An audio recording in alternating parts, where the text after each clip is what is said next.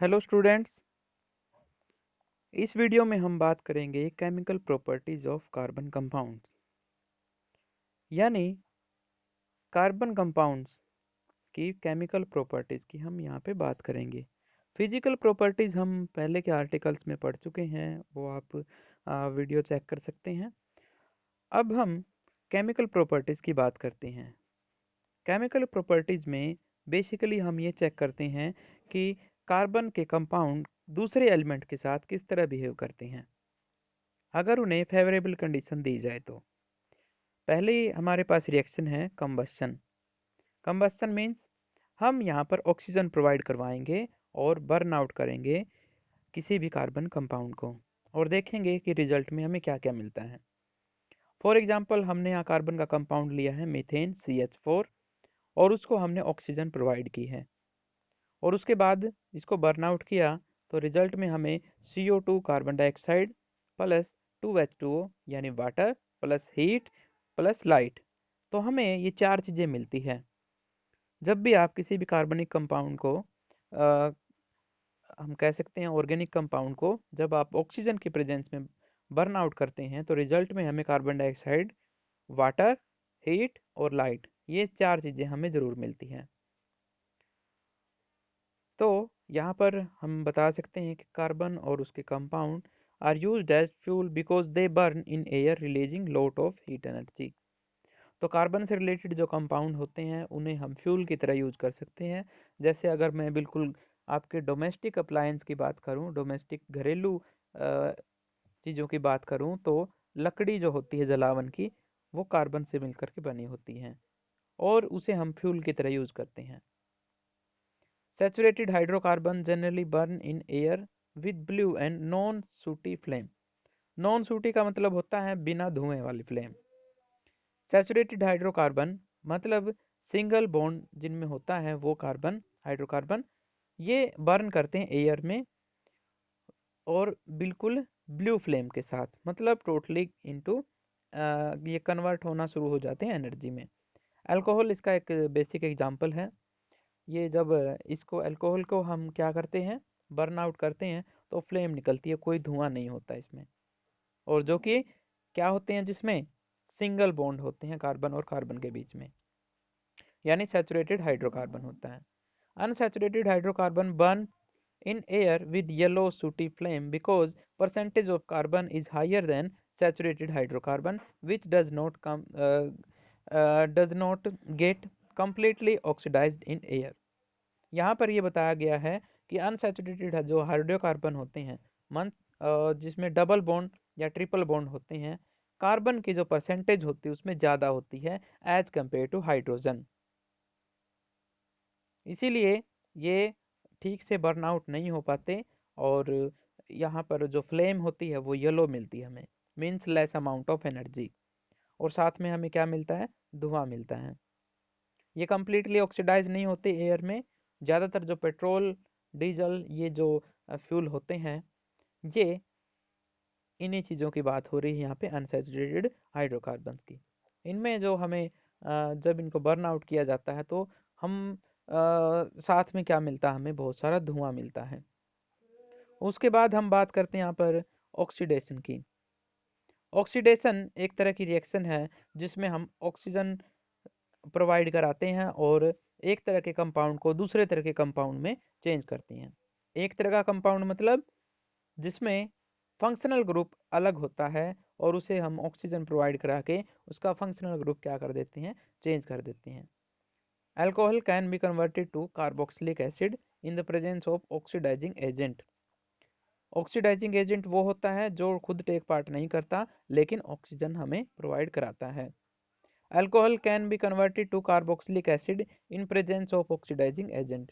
Alcohol को अगर हम ऑक्सीडाइजिंग एजेंट की हेल्प से प्रेजेंस में एक रिएक्शन करवाते हैं तो रिजल्ट में हमें कार्बोक्सिलिक एसिड मिलता है और वो एजेंट ज़्यादातर यूज किया जाता है KMnO4 यानी ऑक्सीजन रिच कंपाउंड लिया जाता है यहाँ पे, या फिर इसकी जगह आप ले सकते हो पोटेशियम डाइक्रोमेट K2Cr2O7।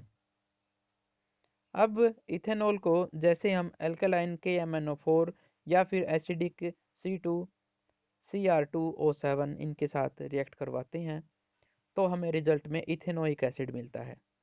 CH3CH2OH ये इथेनॉल है, और इसे में हम अल्कालाइन KMnO4 जैसे ही ऐड करते हैं तो हमें रिजल्ट में क्या मिलता है, CH3COOH यानी इथेनोइक एसिड।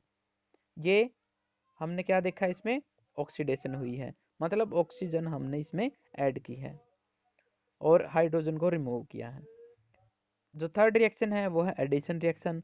एडिशन रिएक्शन में हम डबल बॉन्ड को तोड़ करके सिंगल बॉन्ड प्रेजेंट करवाते हैं, और ये रिएक्शन होती है निकल एक कैटलिस्ट, और पीडी पैलेडियम होता है H2, यहाँ पर हाइड्रोजन को रिप्रेजेंट कर रहा है, यानी हाइड्रोजन यहाँ पर क्या है हुई है, एड अप की गई है।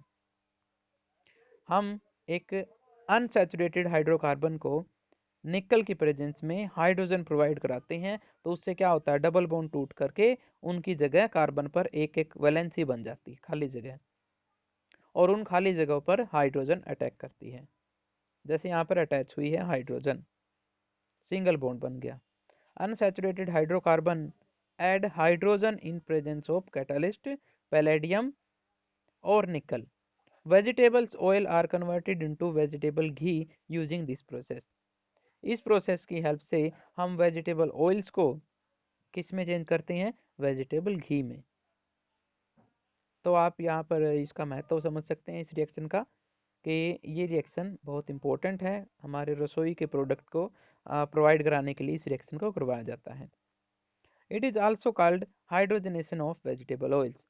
हाइड्रोजनेशन मतलब हाइड्रोजन प्रोवाइड कराते हैं, और यही हमने बात की थी अभी कि डबल बॉन्ड को ब्रेक डाउन किया जाता है, जो कार्बन पर खाली जगह बनती है उन पर हाइड्रोजन अटैच किया जाता है।